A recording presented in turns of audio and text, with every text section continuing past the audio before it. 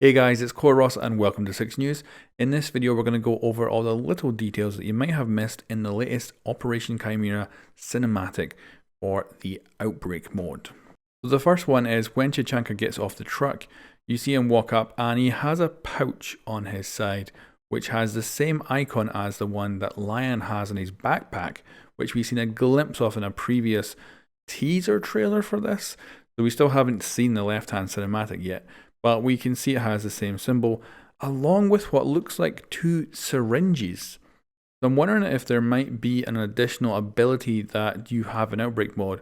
It could be some sort of medicine, it could be something like adrenaline, or something to help revive players perhaps, but it also might just be cosmetic. You can also see the biohazard rebreathers on his belt there, which we'll talk about later. But as he moves in here, he joins up with Thermite. And with Thermite, we also see the same symbol on his pouch, along with another pouch with the same syringes as well. Again, I'm still wondering if that might end up being some sort of gameplay feature. Now, as Thermite and Janka enter the tent, Ash is having a conversation over Skype with Doc. There is some numbers on the screen, and I'm very curious if these numbers mean anything at all. They're right in the center of the frame, so I do wonder if they've got any significance, but as far as I know, they don't seem to match up to anything, but who knows, maybe in the future this will actually be helpful. However, I do like Thermite's reaction here. He takes this sudden breath and he holds his hand in the same kind of location where this arm has been cut off. So I think he's kind of having a reaction to seeing this visually on screen, which is a really nice touch. Now we do get more information on screen here with Doc, and we'll wait to zoom in and actually read this. So this information actually says, Carpenter, infected male, 7 hours post-infection, test 03. So of course Doc is running multiple tests on these zombies, aliens, whatever they are, to try and figure out what happens. And of course, when they're attacked, when they have threat against them, that's when they create spikes.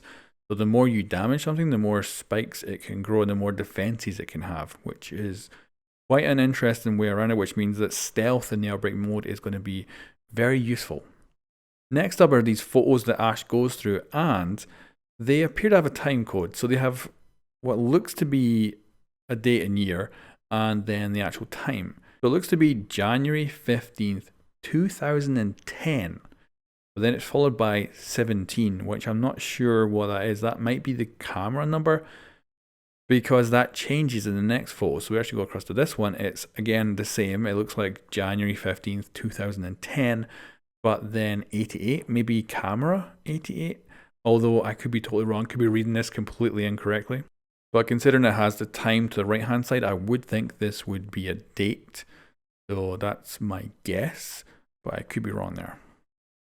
Moving on forward, we've got some really good attention to detail from the actual animators. Ash actually switches on the monitor for the map, and no one had to do that. Whoever was animating this didn't really have to do that, but that little touch just looks perfect.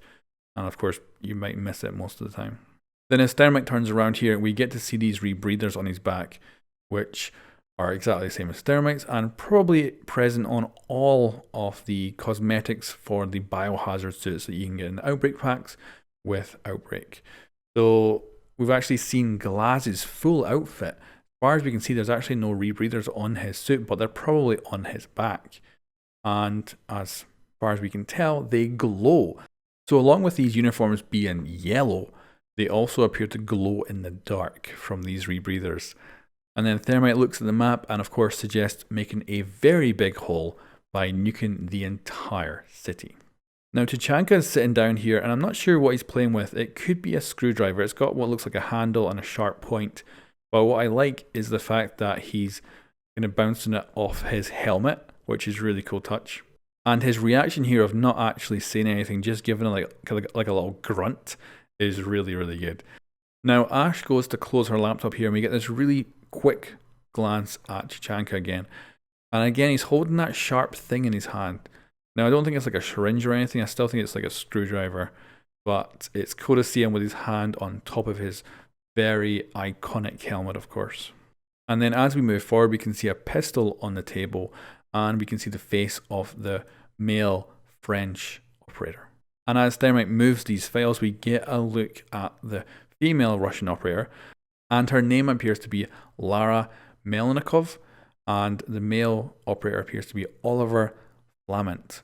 Now, I couldn't be entirely sure on the first name for her. It could easily be Lera, but I looked up Lara, and Lara is a Russian name, so I think that probably is her name.